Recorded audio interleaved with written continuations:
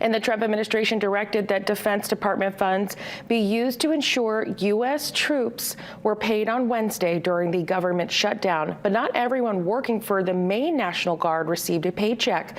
According to a spokesperson, active Guard Reserve members were paid, but dual status technicians did not receive a paycheck. They say dual status technicians are full-time Guard members that wear the uniform, perform military duties, but are technically in a civilian status. Technicians are currently still reporting for daily duty on base and should receive back pay once the shutdown is over.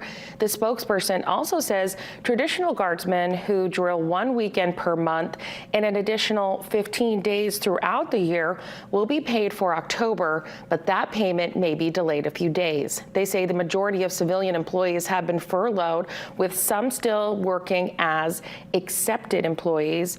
Funding for the next pay period for U.S. troops is still dependent on what happens at the federal level.